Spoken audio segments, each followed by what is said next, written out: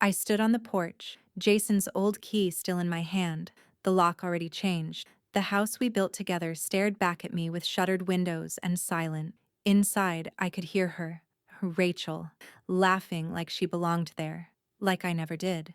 The wreath on the door hadn't been changed since his funeral. Neither had the lie she told to take everything. My son once said, "This house is yours too, Mom." But that promise didn't open the door. Erased. After 34 years, after 2 mortgages, after every wall patched and painted with love, I was erased. Wait. Before we go any further, I gotta ask, where are you watching from? Drop it in the comments, and don't forget to subscribe. The wind bit harder than it should have in early October, curling through the cemetery like it had a grudge. Gray clouds hung low, heavy with unshed rain, and the rows of folding chairs were dusted with fallen leaves no one bothered to clear. People whispered condolences, clutching tissues and coffee cups, their breath visible in the morning chill. Carolyn Hale stood still as stone at the edge of her son's casket, her gloved hands folded neatly in front of her. The preacher's voice was distant, blurred.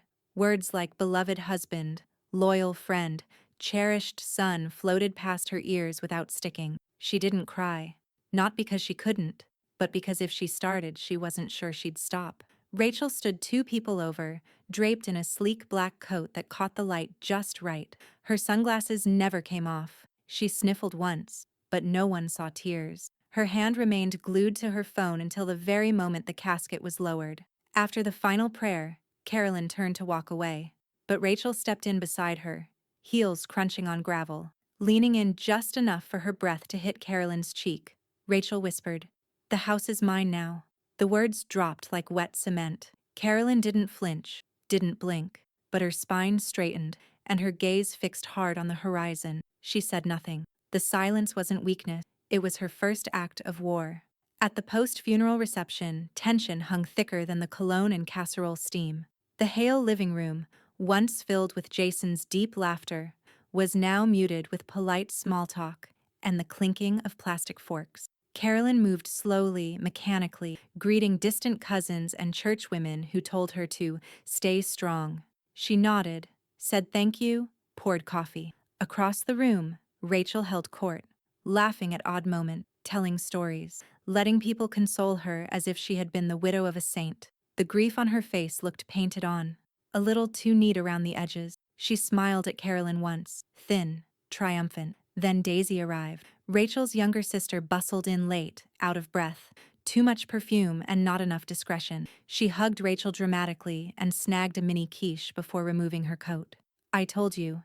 This place needed new curtains," Daisy said loudly, glancing around with wide eyes. "First thing we're doing, Rach. Lightening this place up. Jason's taste was so gray."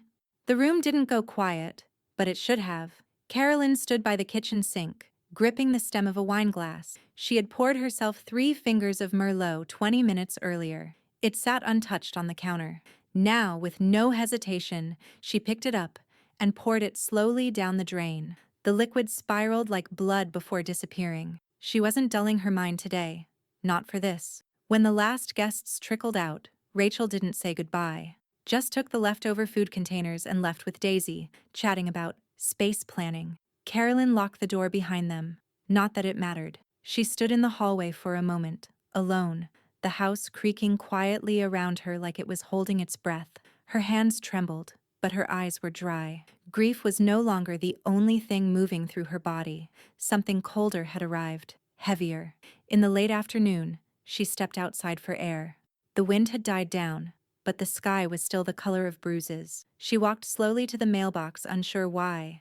Inside, tucked between condolence cards and a flyer for gutter cleaning, was a plain white envelope. The return address was familiar.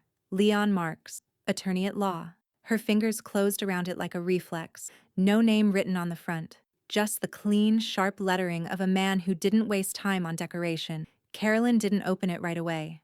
She held it to her chest as she walked back inside, past the framed photo of Jason on the entry table, the one from high school, before everything got complicated. She set the envelope on the table, beside the picture, and stared at it. Then, in a voice quiet enough that only the house could hear, she said, "Let's see what you left me, son." Leon Marks's office smelled like paper, polish, and permanent, the kind of place where nothing was done in haste and no word was ever spoken without consequence. Mahogany bookshelves lined the walls, heavy with binders, ledgers, and thick volumes of state code. Outside, the sky threatened rain again, streaking the windows with light. Carolyn sat at one end of a long conference table, her posture straight, hands folded in her lap. She wore the same black coat from the funeral, but now her hair was pinned up, neat and immovable. There were no tears, no tissues in hand, just her eyes, steady and unreadable. Leon entered without flourish, nodding once in her direction before setting a thick folder down with the gravity of a man who'd seen enough family wars to know how they start and how they end. A minute later, the door clicked again. Rachel walked in as if the air belonged to her. Black dress, gold scarf, heels that tapped across the hardwood like a metronome. Her perfume arrived before she did. Sharp, floral, attention-seeking. She gave Leon a professional smile, then glanced at Carolyn like she was already bored of the sight of her. "Sorry I'm late," she said, taking the seat directly across from Carolyn. "Traffic." Carolyn didn't respond. Leon didn't ask for pleasantry. He opened the folder, adjusted his glasses, and began reading. "As you both know, this meeting pertains to the last will and testament of Jason Hale. The official version was amended on August 4th of this year and filed with our office." Rachel's eyebrows lifted. "Amended?" Leon didn't look up. "Yes." A silence thickened the air between them. Carolyn said nothing. She already knew. The envelope she'd opened the night before didn't include detail, just a request for her presence, and a sentence underlined in Jason's handwriting. "Trust the timing, Mom," Leon continued. "Per the amended will, Mr. Hale designates Mrs. Carolyn Hale as a primary co-owner of the shared residence located at 104 Sycamore Lane. In addition, she holds full veto authority over any sale or transfer of that property." Rachel's expression didn't change at first. She just stared, blinked once, twice. Then her jaw clenched slightly, as if biting down on something too bitter to swallow. "That can't be right," she said, her voice forced through a smile. "Jason and I talked about the house. He told me." Leon raised one hand, not rudely, but firmly. "This is what's on record. It was signed, witnessed, and filed 2 months before his accident." He pulled out a separate sheet from the folder and held it without reading, his thumb resting over Jason's signature at the bottom. "There's also a personal statement. He requested it be read aloud if any dispute arose." Rachel shifted in her seat, her gold scarf catching the overhead light. She looked like she wanted to object, but she didn't. "Not yet." Leon read, his voice flat but resonant. "This house is not an asset to be divided. It's a legacy. My mother poured just as much of her life into those walls as I did, maybe more. She stays, no matter what. She never leaves that house." Period. Silence followed, the kind that isn't empty, but full of implications. Rachel inhaled like she was about to protest, but nothing came out. Her lips parted, then pressed into a line. Carolyn didn't move, didn't blink. She kept her eyes on the table. There was no need to look at Rachel. That would have given something away. Satisfaction, maybe, or warning. But Carolyn gave her nothing, not even a glance. Leon gently closed the folder.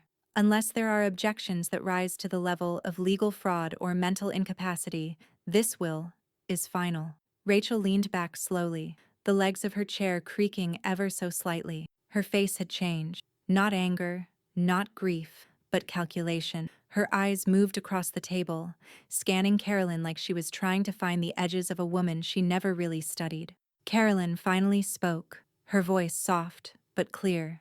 "Jason always thought ahead, even when people assumed he wasn't." Leon watched Rachel now. "Would you like to contest the will formally, Mrs. Hale?" Rachel's mouth opened, then closed. Her tongue pressed against her cheek, thinking, "I'll need time to review my options." "Of course," Leon said, already standing. "But keep in mind, every option leaves a trail." Outside, the clouds finally broke open. As Carolyn stood to leave, she passed Rachel without a word, her heels quieter than the storm building outside. But just before she reached the door, Rachel spoke, low and hard. "This isn't over." Carolyn paused. She turned just enough to look over her shoulder, her voice like glass being set down carefully. "No, Rachel, it isn't." The front door clicked shut behind Carolyn with a finality that echoed louder than it should have. Outside, the rain had picked up, slapping against the windows like it had something to prove. Inside, the house was still. No ticking clocks, no humming appliances, just the soft creak of old wood adjusting to her presence. She stood in the foyer for a long moment, coat still on, purse dangling from her wrist. Her shoulders were rigid, jaw clenched not in anger, but in the kind of focused restraint you learn when there's no room left for breakdown. Then she moved. Each step up the stairs felt heavier than the last, her heels echoing down the hall Jason used to sprint through as a boy. But she didn't go to her bedroom, not yet. Her feet turned instinctively toward the attic pull-down, the place Jason had always said held the real stuff. The ladder groaned under her weight as she climbed. The attic smelled faintly of cedar and dust, the kind of scent that clung to time itself. In the far corner, under an old tarp and behind a forgotten rocking chair, sat the safe. Black steel, square, unmovable. Jason had hauled it up here himself 5 years ago, grinning like a kid with a secret. Carolyn crouched in front of it, fingertips brushing over the cold surface. She didn't know the code. She hadn't ever needed to. A soft knock at the front door startled her. She descended quickly, peeking through the side window before unlocking it. Tom Benton stood on the porch, rain dripping from the brim of his ball cap. He looked apologetic, sheepish even, but something in his posture said this wasn't just a neighborly check-in. "I saw your lights," he said, voice low. "Figured you'd be back from Leon's." Carolyn nodded once and stepped aside. In the kitchen, she handed him a towel, and he dried off while glancing around the space. The house he'd helped Jason remodel, room by room, nail by nail. "You know that old safe in the attic?" she asked without ceremony. Tom raised an eyebrow. "Yeah. He showed it to me a while back, said it was the only damn thing Daisy and Rachel would never get their hands on. Can you open it?" He gave her a small, crooked smile. "Already figured out the code years ago. Told Jason not to use his birthday backwards? Too obvious." Back in the attic, it took him less than a minute. The safe clicked, hinges groaning open like they hadn't moved in years. Inside, manila folders, old photographs, and a leather-bound planner. Tom stepped back, letting Carolyn take over. She pulled out each document with care.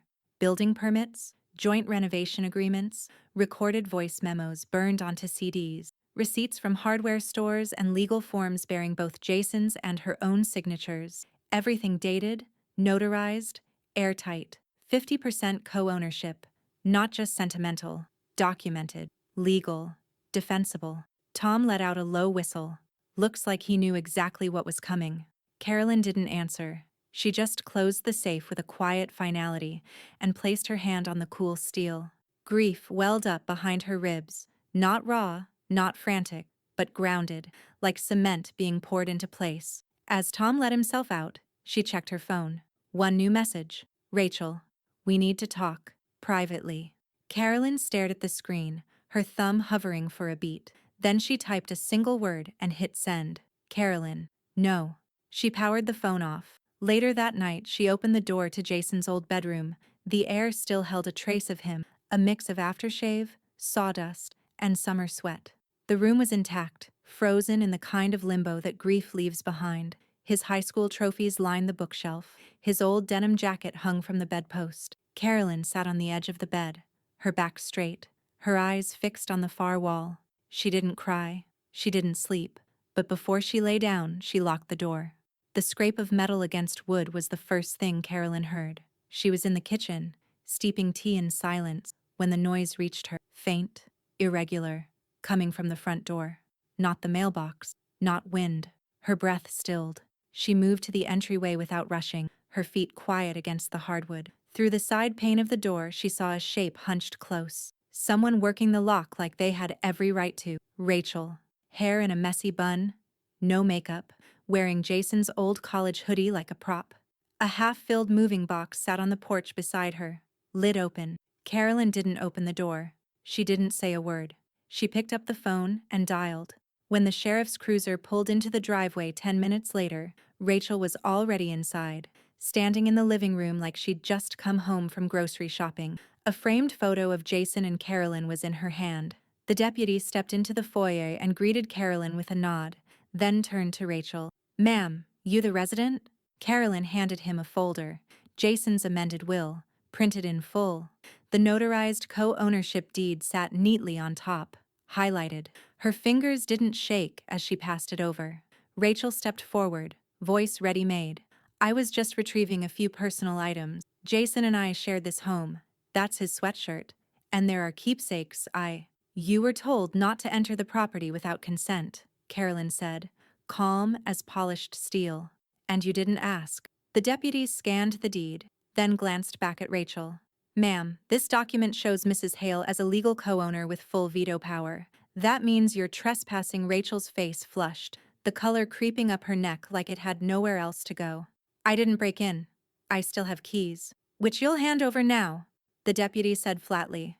"Along with any garage or security codes?" Rachel stared at Carolyn like she was waiting for a crack, some flicker of guilt, some maternal soft spot she could exploit. She found nothing. With a grunt, Rachel reached into her purse and tossed the keys onto the table with a clatter. "This isn't over," she muttered under her breath, barely audible. Carolyn didn't respond. The deputy nodded to her.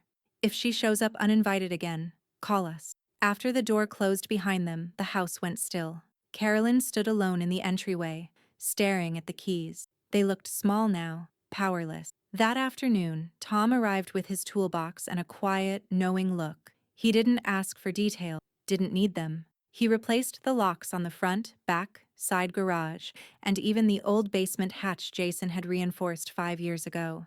Each bolt turned with a heavy finality. Carolyn stood nearby, arms crossed, watching as the last screw went in. When Tom finished, he handed her the new keys. "It's your house now, not just on paper." She nodded once, pocketed the keys, and said nothing. Later, alone at the kitchen table, she opened her laptop. 2. Leon Marks. Subject: urgent, legal standing. Can she contest this in probate? She hovered for a moment, then hit send. The reply came within the hour. Leon Marks. Yes, but only if she proves fraud or mental incompetence. And Rachel has neither the evidence nor the subtlety for that. Carolyn leaned back in her chair, the words echoing in her head. Fraud. Mental incompetence. The only 2 doors Rachel could try to pry open now, and both of them were bolted shut. She closed the laptop and stood, the floor creaking beneath her bare feet. But just as she reached the top of the stairs, her phone buzzed again.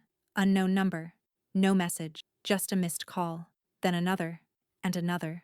3 in a row. She didn't recognize the number, but something told her exactly where it came from. She let it ring a 4th time before silencing it completely. Then she walked down the hall, toward Jason's room, the only one that still felt like home. The 4th missed call came just after midnight. Carolyn didn't answer it. She lay awake in Jason's bed, staring at the ceiling, the phone face down on the nightstand like it might bite if she looked at it too long. Outside, the wind had picked up again, sweeping through the bare trees like something hunting. She hadn't dreamed in weeks, but tonight, when sleep finally caught up to her, it dragged her down hard. All concrete and memories and Jason's voice in a hallway she couldn't find her way out of. By dawn, the house felt colder, sharper, like it knew something was coming. At 8:42 a.m., her phone lit up again, this time with a text. "Tom Benton, you awake? Got something weird. Meet me in the garage." Carolyn pulled on Jason's old flannel and stepped outside, her breath clouding in the morning chill. Tom was already there, kneeling beside a stack of labeled boxes. He held something in his hand, small, black, square, a GoPro. "I was cleaning out the shelf above the workbench," he said, standing up and brushing sawdust from his knees. "Jason said he'd used this thing for a home insurance video walkthrough. Thought maybe you'd want to see it." Carolyn took the camera, her fingers closing around it with cautious curiosity. "Did you watch it?" Tom shook his head. "Didn't feel right. Figured it should come from you." Back inside, she made coffee without tasting it. The GoPro charged slowly on the kitchen counter, its small red light blinking like a heartbeat. By 10, the files had been transferred to her laptop. She clicked the first video. Jason's face filled the screen.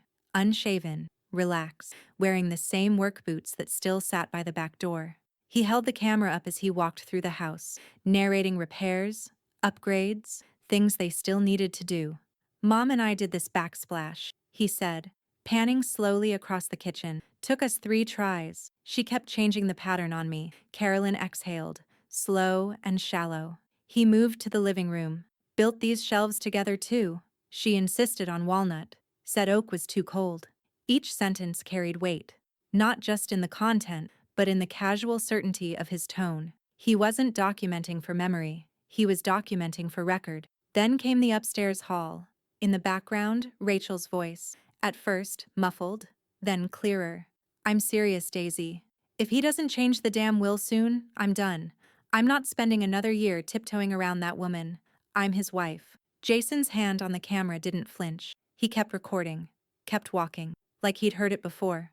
Carolyn hit pause. Her hands shook, but not with grief. This was different, controlled, cold. Her son had known. He had been documenting everything. She clicked to the next clip, this time from the backyard.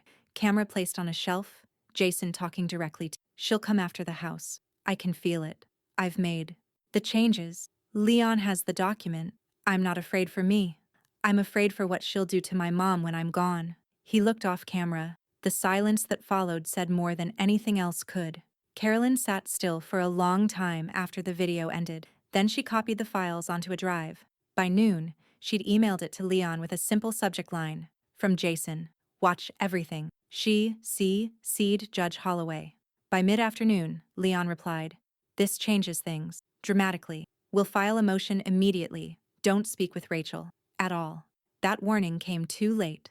Carolyn's phone buzzed again, this time with a different name. Daisy Hale. Voicemail. She didn't pick up, but she listened. Daisy's voice was frantic, whispering. I'm not lying under oath for her, okay? I told her that. I told Rachel she's insane if she thinks this will hold. I didn't know about the camera. Please don't involve me. The next voicemail came 20 minutes later. A man's voice this time, unfamiliar. You might want to check the news. Carolyn opened her browser and searched her own name. The first hit. Leaked parking lot video. Widow screams at sister over will drama. She clicked. Grainy footage. Rachel shouting, slamming her car door, yelling at Daisy, something about betrayal and ruining everything. It had already been viewed 14,000 times. Carolyn stared at the screen, heart slow, expression unreadable. She opened her email again, typed only 2 words to Leon. Next steps? But as she hit send, her phone buzzed again. Unknown number.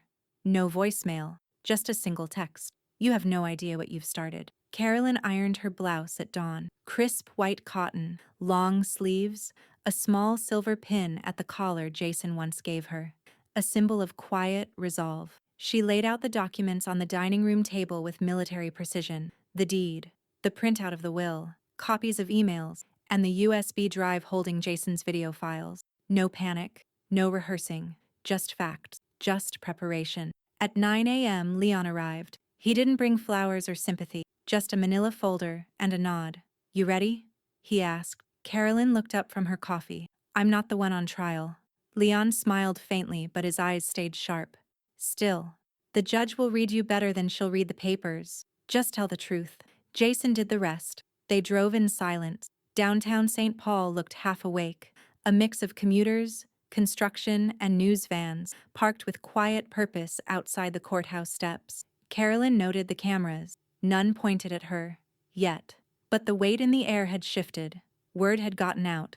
The footage was spreading, whispering through legal circles, neighborhood gossip threads, and podcast teasers. Inside, the waiting room outside courtroom 3B buzzed low with conversation. Rachel arrived 5 minutes late, dressed in navy instead of black. Subtle message. She was repositioning. Next to her walked a new attorney. Younger, more polished, briefcase still warm from law school. Rachel's face was powdered down to neutral, but her jaw ticked once when her eyes met Carolyn. Carolyn didn't blink. The courtroom filled faster than expected. A few local reporters had slipped into the public benches. One older woman from the neighborhood sat near the back, knitting slowly, eyes narrowed like she already knew who was lying. Then the door opened, and silence followed in its wake. Judge Nadine Holloway stepped to the bench, black robes immaculate, her short gray hair tucked cleanly behind her ears. She looked over the room once, the way a surgeon sizes up an operating table.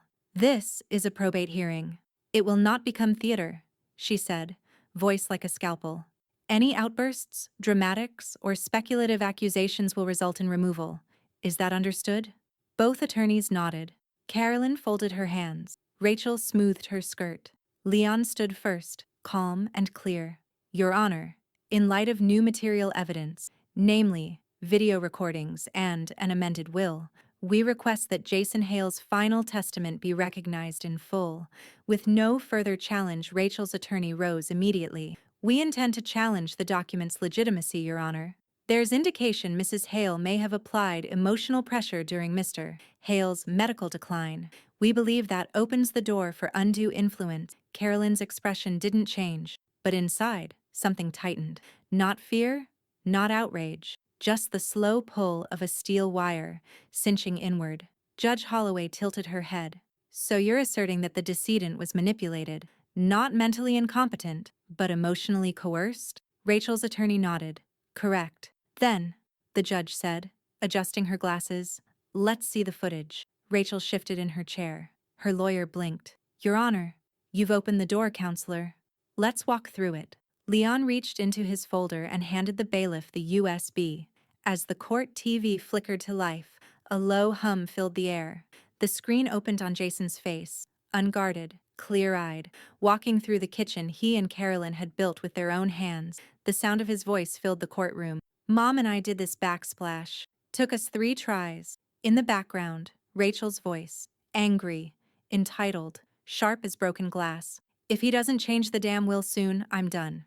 Judge Holloway didn't blink. She didn't take notes. She just watched. Carolyn's heart beat slowly, evenly, as Jason's voice filled the room, not as a ghost, but as a witness. And then, just before the video cut out, Jason's final words to the camera echoed into the silence. I'm not afraid for me. I'm afraid for what she'll do to my mom when I'm gone. The screen faded to black. No one spoke, not even Rachel. The only sound in the courtroom was the low hum of the monitor. Jason's voice played steady and uncut. Not rehearsed, not filtered through grief or memory. Just him, moving from room to room, narrating with the quiet rhythm of a man who thought he still had time. The screen showed him stepping into the den. The camera caught the aging rug, the dented corner of a bookshelf, and the natural scuffs that made the house theirs. We built this together, Jason said. Me and Mom. Every baseboard, every inch of wiring. She climbed ladders with me until her knees gave out.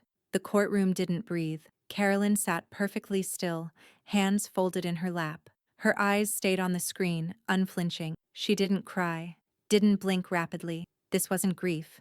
It was proof. And finally, it had a voice. The camera followed Jason down the hall. Rachel appeared briefly in the background, slouched on the couch, phone in hand. She didn't glance up. Her thumbs moved fast. Then, as Jason passed through the frame, she tossed the phone on the coffee table with visible frustration and muttered, "This is such a waste of time." Someone in the gallery inhaled sharply. A reporter scribbled something. Judge Holloway held up one hand. Pause the video. The bailiff tapped the keyboard. The screen froze on Rachel mid-gesture, brows furrowed, arms crossed, clearly irritated. The judge turned to Rachel's attorney. Would you like to amend your challenge to the will before this continues? The young lawyer looked unsure for the first time that morning. He leaned toward Rachel, whispered something. Rachel stared ahead, jaw clenched. No, Your Honor, the attorney said. We maintain our position. Context matters. Judge Holloway didn't nod, didn't even move. Her voice was surgical. Understood. Let's resume. The video clicked forward. Jason stood in the kitchen now, hand resting on the island he and Carolyn had poured concrete for. After watching YouTube tutorials for days, she picked the tile. I fought her on the color. She was right. He chuckled. The sound cracked a few hearts wide open. She'll never say I told you so. But she deserves this house more than I ever did. Carolyn's throat tightened, but her face didn't change. Rachel shifted in her seat, arms wrapped tighter around herself. The gallery behind her leaned forward, just slightly, drawn by something they hadn't expected: sincerity. Jason moved to the dining room. This was our first joint project. Refinished the table, reupholstered the chairs. She made this place livable again. Rachel's attorney stood. Your Honor, we believe the recording is deeply emotional in nature and potentially prejudicial. Judge Holloway held up a finger. not a full hand, just a single finger. Sit down, counselor. He obeyed. Jason continued. I made sure the paperwork reflects this. It's not just a verbal agreement, it's in writing, filed, recorded, and notarized. If anyone tries to fight it, stop them. Then finally, the video cut to black. For a second, no one moved. Then Judge Holloway leaned forward. This recording will be entered into evidence under Rule 90211, with supporting documentation to follow. The court acknowledges the authenticity and the relevance. Further challenges will be addressed at the evidentiary hearing. Rachel's attorney whispered something again. She ignored him. Carolyn sat back just slightly, still silent. Judge Holloway turned her gaze to her. Mrs. Hale, do you wish to make a statement at this time? Carolyn's voice came quiet, steady. No, Your Honor.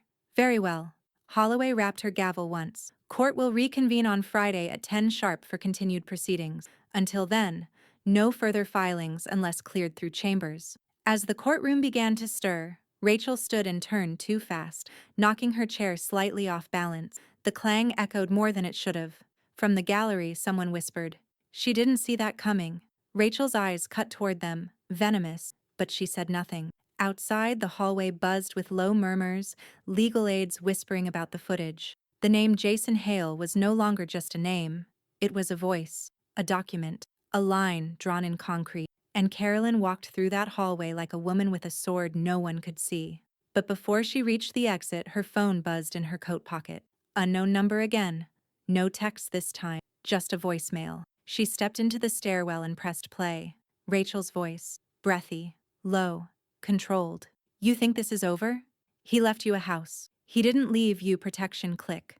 Outside the courthouse, the air was thick with late fall humidity, low gray clouds smothering the sun, the sky heavy like it was holding back judgment. A few bystanders lingered near the courthouse steps, pretending to be on their phones but clearly watching. Carolyn didn't stop walking. Leon peeled off to take a call, and she headed straight for her car, each step deliberate, head held high, not once looking back. Behind her, the courthouse doors swung open again, and Rachel's voice followed. Low, furious, tightly controlled. Carolyn didn't catch the words. She didn't need to. She'd already heard them once, on voicemail. She slid into the driver's seat and pulled away just as the first raindrops spotted the windshield. 3 blocks away, in the small alley behind a convenience store, Daisy Hale lit a cigarette with trembling fingers and pressed the phone to her ear.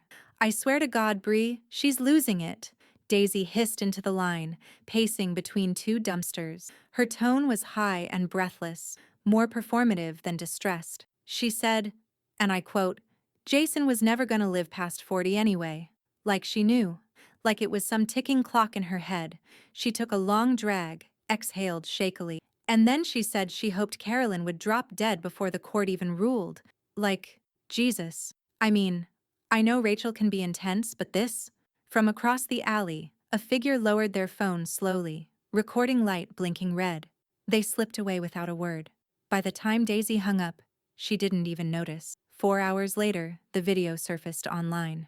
A 28-second clip, shaky, grainy, filmed from behind a fence, but unmistakably clear in sound. She said Jason would be dead by 40. Guess she was right. Pause. She hoped the old woman would drop before the ink dried. The video spread fast, through a local legal gossip forum, then onto Reddit, then clipped into a trending TikTok under the tag hashtag HaleHouseDrama. By sunset, it had over 40,000 views. Rachel's team scrambled, sending copyright takedown requests, but downloads multiplied faster than they could hit submit. Reaction videos popped up. Law students analyzed the implication. One podcast host called it the ugliest Freudian slip ever caught on tape. Leon texted Carolyn at 8:13 p.m. We need to talk. Tomorrow. This leak could tip things even further. Carolyn didn't reply right away.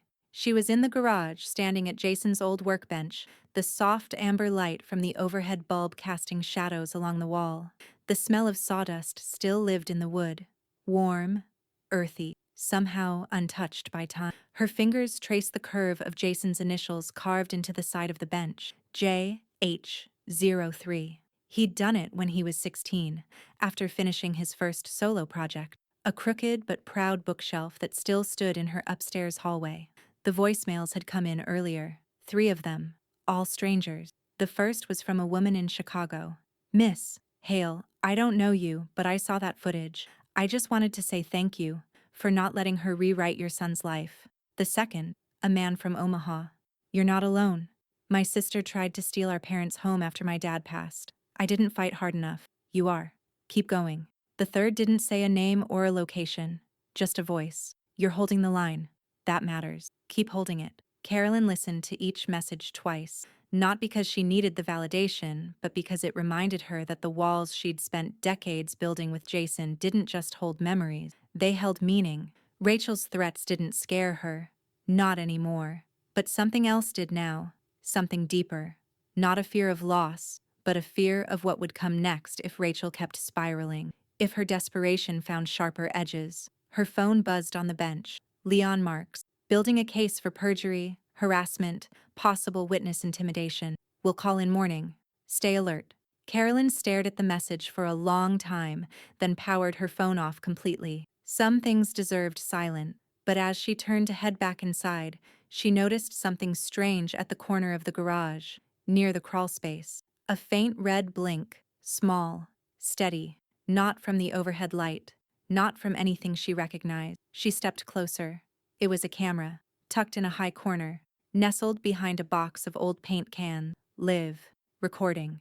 The morning after finding the camera, Carolyn didn't panic. She unscrewed it carefully with gloved hands, wrapped it in foil, and sealed it in a freezer bag. No rush, no confrontation, just precision. Let Rachel make the next mistake. By noon, she sat in Jason's old office at the back of the house, sorting legal files into folders by year. The light through the window was pale, flat, as if even the sun had grown suspicious. Her email pinged, a new message from someone she didn't recognize. Subject: Sycamore Lane closing packet. Draft attached from Carol Voss, Heritage Title Services. Carolyn opened the email slowly. Hi Rachel. Here's the draft agreement and proposed schedule for the 104 Sycamore Lane transfer. Once we confirm the revised date, we'll send the seller's disclosure and title docs for your signature. Attached, a PDF labeled letter underscore of underscore intent, underscore sycamore, underscore L, underscore N, underscore draft, underscore 1, dot PDF. The timestamp was dated July 11th. Jason had died on July 2nd. The will hadn't even been read yet. Carolyn stared at the screen, heart still. The kind of still that comes before a storm breaks loose. She clicked forward. 2. Leon Marks. Subject: urgent. You need to see this. Message: found this in my inbox by mistake. She's been trying to sell the house since the week after Jason died, before the will was even read. Carolyn. She hit send and waited. Not 20 minutes later, her phone rang. Leon didn't say hello. I'm sending this to Judge Holloway directly. This qualifies as material misrepresentation under pending litigation. It's going to get loud. The emergency hearing was set for the next morning. Rachel showed up looking like she hadn't slept. Sunglasses on indoors, jaw tense enough to crack bone. Her attorney looked more like a hostage than counsel. Judge Holloway entered with none of the calm from the prior hearing. Her gavel dropped hard. This court is now addressing potential contempt under estate obstruction. I've reviewed the email and the attached letter of intent. Rachel opened her mouth. Her lawyer nudged her.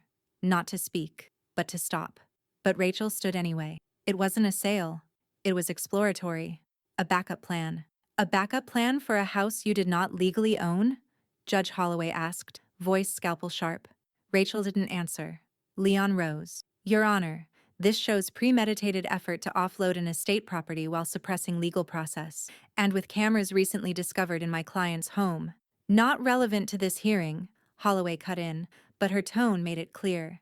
It would be relevant soon. She turned to Carolyn. Mrs. Hale, do you wish to request temporary exclusive possession of the home while we conclude probate? Carolyn stood, hands folded in front of her like she wasn't just defending a house, but a promise. Yes, Your Honor. So ordered, Holloway said without pause. Effective immediately, Mrs. Hale is granted exclusive occupancy pending resolution. Any violation will result in immediate court sanction. Miss Rachel Hale, you are to surrender all remaining keys, codes, garage remotes, and access devices. Today. Is that clear? Rachel's mouth opened like she might scream, but no sound came out. The bailiff approached her attorney. A small white envelope changed hands, labeled spare codes and back key. Carolyn didn't look at Rachel once, because she didn't have to. Back at Sycamore Lane, Carolyn stepped inside and locked the door behind her. Tom arrived 20 minutes later, toolbox in hand, with a bag of reinforced deadbolts and a can of spray paint to cover the old keypad entry. "I'll do the crawl space too," he said quietly, "just in case." She nodded. An hour later, she opened a drawer in Jason's office, the one he used to stash receipts and spare change. She found something she hadn't noticed before: a tiny plastic case tucked between envelopes. Inside it, a micro SD card, labeled in Sharpie, R2. Copy. She stared at it for a moment. The original camera feed was bad enough, but this? This was something Rachel had wanted, something she'd gone to extreme lengths to hide. And now, Carolyn had it. The next morning, the MSD card sat on the kitchen table like it might detonate. Carolyn hadn't slept. She'd stared at it for hours, unsure if what she held was evidence, poison, or both. By sunrise, she'd made her decision. She slid it into a padded envelope, labeled it in thick black ink: urgent, digital review, chain of custody required. Then she drove it straight to Leon's office. By noon, she got the call. Leon's voice was tight, controlled. "I've got a tech specialist here now." He decrypted the metadata. Carolyn gripped the edge of the counter. And it was transmitting. Carolyn, live. Last activity was 3 days ago. Rachel wasn't just recording you, she was watching. Carolyn closed her eyes. "She was watching me in Jason's garage. And likely for weeks," Leon said. "The SD card was a backup loop. If you hadn't found it." She didn't let him finish. That afternoon, she drove to the county sheriff's department and walked through the front doors with the kind of quiet certainty that turns heads. In a private interview room, she laid out the timeline: the hidden camera, the voicemail threat, the footage Rachel tried to bury. She handed over the freezer-bagged camera, the USB copy, the email trail. The deputy listened, asked questions, took notes, then said the words she already expected: "We're filing a harassment and privacy invasion complaint. Given the ongoing estate litigation, this will also go before the judge as a pattern of intimidation." "Will she be arrested?" "Not yet," the deputy said. "But she'll be served with a temporary restraining order within 48 hours. Carolyn nodded once. She didn't smile. She didn't thank him. She simply rose, gathered her bag, and walked out the door. The same way Rachel once had from a funeral. But this time, the ground shook behind her. By evening, the story had broken. It started with a local court reporter's tweet: "Widow accused of planting surveillance device in late husband's home. Ongoing probate battle intensifies." Then came the local ABC affiliate: "Mother wins house battle after son's widow secretly planted camera." Within hours, it was national. 2 talk shows debated it. A legal TikTok channel did a full 90-second analysis. One headline read, "Grief, Greed, and GoPros: the Sycamore Lane surveillance." The doorbell rang 3 times that night. Reporters with polite smiles and long lenses. Carolyn didn't answer. Inside, she sat on the living room couch, the volume on the TV turned low. The local news anchor's voice was matter-of-fact. "In an increasingly public inheritance dispute, new evidence shows Rachel Hale, widow of Jason Hale, may have violated state surveillance laws by installing a hidden camera in the home she once shared with her husband and mother-in-law." Legal experts say the move could lead to civil penalties and bolster Carolyn Hale's standing in the case. The screen cut to a photo of Jason, laughing beside his mom, mid-high five, mid-project, then to a pixelated screenshot of the leaked footage. Then, briefly, to Rachel being ushered into a black SUV, face obscured by her arm. The segment ended. Carolyn turned off the TV. The silence after was sharp, electric. She walked to the hallway, turned off the lamp, and stood in the doorway to Jason's room. The bed was still made, his jacket still hung from the hook. But she didn't go in. Instead, she returned to the garage, this time with a flashlight. She scanned every corner: crawl space, fuse box. Behind the utility shelf, she found 2 more cameras, both off, both hidden. One behind a broken smoke detector, one under the workbench Jason built her. She packed them in the same freezer bag. Then she sat on the floor of the garage, back to the wall, the bag on her lap. She didn't cry. She didn't flinch. But as her phone lit up with a new notification, A legal podcast requesting comment. She whispered something out loud, for no one but the dark to hear. Keep watching, Rachel. The next court date came and went. Rachel didn't show. Neither did her attorney.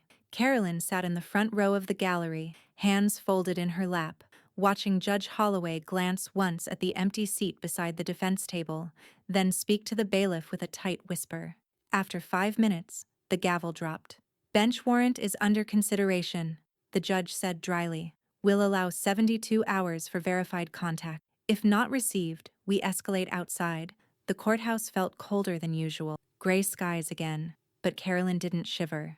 She walked down the front steps like she had a deadline of her own. By the next day, Rachel's social media vanished. No vacation photos, no cryptic story updates, no mutual friend tags. Her Instagram was wiped. Facebook, gone. Her last LinkedIn update, dated months ago, read, "New chapter incoming. Stay tuned, nothing more." Leon left 2 voicemails and an email. No response. Rumors began to circulate through legal circles in town. Rachel had left the state, maybe staying with family near Boise. Someone claimed they saw her sister Daisy boarding a flight alone, crying into her scarf. No confirmation, just whispers. But Carolyn didn't chase them. She reorganized the house, one drawer at a time, one closet, one storage bin, then another. She wasn't preparing for Rachel to return. She was preparing for her never to. In Jason's room, she worked slowly, intentionally, every item in its place, or its box, or its goodbye. Old yearbooks, baseball gloves, a drawer full of loose screws, bike keys, and outdated USB drives. She kept what mattered, donated what didn't.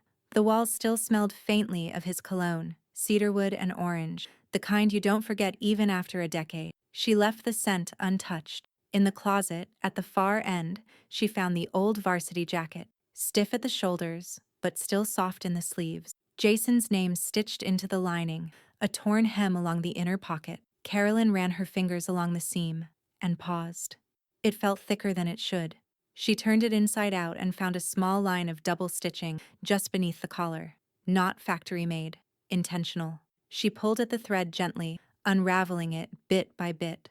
Inside, folded with care and wrapped in wax paper, was a sealed envelope, her name on the front. Mom, in Jason's handwriting. She sat down on the bed, held the envelope like it might dissolve in her hands. No date, no return address, no contact, just 7 words printed neatly in the top left corner. If anything happens to me, read. Carolyn's breath caught in her throat. She didn't open it. Not yet. The house was silent. Even the wind had gone still. She set the envelope in her lap and stared out the bedroom window, down at the front lawn, where Jason once built a rickety snow fort during the blizzard of '98. He'd made her come outside to see it at midnight, wearing oven mitts and a flashlight helmet. She hadn't laughed that hard since. She pressed the envelope to her chest, then stood. Not yet. Not today. She returned to the closet and placed it gently in the lockbox on the top shelf, and locked it. Downstairs, the phone rang. Leon. She answered on the second ring. She's gone, he said, confirmed by the court liaison. They've been in touch with a relative who won't reveal her location. No check-ins, no defense filing, no response. I'm requesting default judgment on the last motion. Carolyn nodded into the phone. Do it. She could still reappear. She already has, Carolyn said. Just not the way she thinks. After she hung up, she poured herself a small glass of water. Nothing stronger, nothing dulling. She stood at the kitchen window, looking out at the backyard. The garden she and Jason once built from scrap wood and beginner's manuals. And somewhere in the stillness, beneath all the loss and fury, was one clear thought. She wasn't done yet. 3 days after Rachel vanished, Carolyn finally opened the letter. She did it the same way she'd done everything lately, with quiet, steady hands. No trembling, no ceremony. Just a kitchen knife slid beneath the fold and a breath she didn't realize she was holding. The note inside was short, not even a full page. Jason's handwriting slanted, neat, painfully familiar. Mom, if you're reading this, something's gone wrong. I don't know how or when, but I've been watching her change. For a long time. I wanted to believe it was stress, but you know what they say about patterns. There's a digital backup in my crypto wallet. Passwords the day you brought home the wrong birthday cake. The chocolate one I hated. You remember? It's all there. You know what to do. Love, Jay. She knew exactly the date. April 16th, 2001. He'd sulked for 2 days. She'd never forgotten. Leon called a tech contact that same afternoon. A digital forensics specialist with federal clearance and no time for half measures. The man arrived with a laptop, an air-gapped drive, and no question. It took 4 hours to decrypt. When they opened the folder labeled Foundation, there were over 100 files, transaction logs, email drafts, scanned contracts, and a digital journal Jason had kept for the last 18 months of his life. The journal wasn't angry. It was methodical, observational, like a case file on his own marriage. March 2nd, Rachel moved another $7,000 out of our joint account. Said it was for her sister's tuition. Daisy says she dropped out April 11th. I asked Rachel about selling the house after I'm gone. She told me it was already understood that I'd give it to her. I reminded her mom lives here too. Her face changed. June 30th. I'm changing the will tomorrow. I don't care if she walks out. She's already gone. Just not physically. Carolyn read every word. Every one of them carved a deeper line into her spine. Leon sat quietly across from her, compiling the files into a binder with tabs and references, and a list of legal statutes in red pen. He didn't need to say it. This wasn't just protection anymore. This was ammunition. Judge Holloway didn't call a formal hearing. She issued a bench order. The probate case was now reopened under a revised heading. Petitioner, Carolyn Hale. Matter, coercion, fraudulent intent, property dispute. Rachel, though missing, was still subject to legal service by publication. Leon filed a 64-page motion that night. The court sealed most of it, but not all. A reporter picked up on one line in the filing. Subject manipulated the decedent emotionally, financially, and digitally over a period exceeding 1 calendar year. Proof submitted the next morning. Carolyn stepped outside to get the mail and found a folded note under the welcome mat. No envelope, no signature, just 5 words in shaky pen. I'm not on her side. She didn't know if it was from Daisy. She didn't care. Later that day, she opened the door to Jason's truck. It hadn't been driven since the funeral. Dust coated the dash. A cassette case lay open on the passenger seat, revealing a mix labeled Mom's Kitchen Tapes, Volume 1. Jason had made it in high school, full of Springsteen and Otis Redding, and one track she could never identify. She sat behind the wheel and closed the door. The leather still smelled like him. Vanilla air freshener, gasoline, stubborn hope. Her fingers brushed the steering wheel, worn smooth at the top from years of Jason gripping it too tightly. She didn't cry. She just leaned her head back against the headrest and closed her eyes. When she finally spoke, her voice was low, even. He built this life carefully. Her hand curled around the keys still hanging from the ignition. And now I'll protect it mercilessly. The courtroom was full, but no one made a sound. Not the court stenographer, not the bailiff, not even the cluster of legal reporters packed into the back row, their notebooks resting quietly on their laps like they were afraid to breathe wrong. Judge Holloway adjusted her glasses and looked over the rim with a gaze sharp enough to cut steel. She didn't lift the gavel, didn't posture. She just spoke. This court has reviewed all evidence submitted in the matter of Hale versus Hale and subsequent amendments under Probate Code Sections 6104, 6112, and Civil Code 1708.8. Her voice was clean, measured, the kind that carried more weight the softer it got.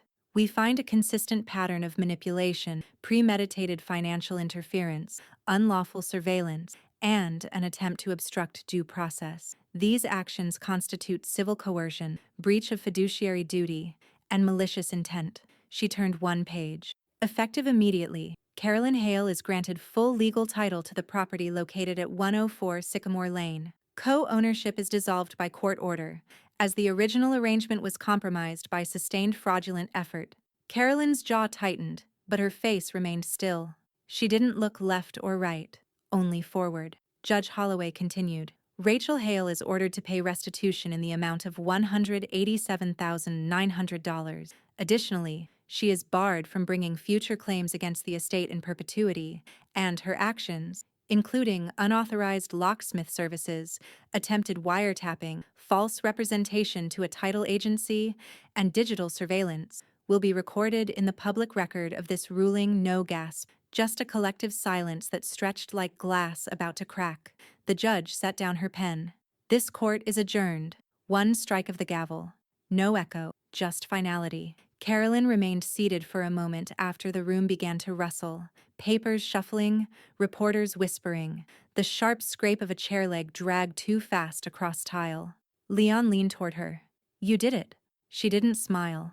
She didn't even nod. She simply reached into her handbag and retrieved a black pen, flipped to the last page of the court-certified order, and signed her name with a hand steady enough to hold a nation. Carolyn Hale. Owner. Protector. End of story. At least on paper. Outside, the press had gathered like birds, sensing a shift in pressure. They waited just beyond the marble steps, cameras slung low but ready, microphones half raised, unsure if they were about to catch a quote or a storm. Carolyn stepped out into the late afternoon sun. No sunglasses, no entourage, just her. A reporter, maybe mid-30s, hair frizzing in the heat, called out over the murmurs. Miss Hale, after everything, was it worth it? Carolyn stopped. She didn't fumble, didn't hesitate. She looked directly at him, eyes clear. It wasn't revenge, she said. It was reclamation. She walked to her car in silence, keys in hand, heart calm. But the story wasn't finished. Not yet. Because across the country, in a small airport lounge in Boise, a woman with shaking hands was boarding a flight under a new name. And in her carry-on, a manila envelope marked, Jason Undisclosed. The truth had been buried once, and Rachel Hale had always been good at digging. The brass plate arrived on a Thursday. Carolyn unwrapped it on the porch, fingers slow and careful, as though the metal might still be warm from wherever it had been forged. It gleamed in the morning light, understated, elegant, unmissable. Hale House. Established 1987, still standing. She held it up to the wood near the doorframe and imagined Jason's voice behind her, teasing about crooked alignment or the wrong screws. But the silence that followed didn't ache the way it used to. It settled around her like approval. She installed it herself. No ceremony, no audience, just a drill, 2 anchors, and a final turn of the wrist. Still standing. By Saturday, the red maple was in the ground. Jason's favorite tree? Stubborn, vibrant, impossible to ignore come fall. She'd chosen the exact spot he once said would be perfect for shade in 10 years. It would grow tall enough to brush the upstairs windows eventually, a reminder that roots don't have to be loud to be permanent. Tom helped dig the hole. He didn't say much, but he left behind a small package when he went. No label, just a familiar loop of twine and a folded scrap of shop towel. Inside, a stack of old photos, sun-faded but clear. Jason, 19, smeared in paint and holding a sledgehammer twice his size. Carolyn, 20 years younger, mid-laugh with drywall dust in her hair. The kitchen half-built, the floor unfinished. History, not memory. She framed one for the hallway, the one where Jason was standing beside her, grinning with a clipboard, mid-renovation and full of ideas. On Sunday, an envelope slid through the mail slot. No return address, just her name. Carolyn opened it, standing up. Inside, a note, handwritten. Clumsy loop. Carolyn. I should have said something sooner. I should have done something sooner. I didn't know it would get that bad. I'm sorry. D. There was no anger in her. No forgiveness either. Just quiet. She folded the note and placed it in the back of a drawer, behind old tax records and user manual, where it would neither haunt nor matter. By the end of the week, she had her own will redrafted. Leon brought the papers over himself. Everything was clean, signed, witnessed, notarized. No room for loopholes, no room for interpretation. Assets listed, beneficiaries defined. Her final wishes written in plain, careful words. Airtight, precise, uncontestable.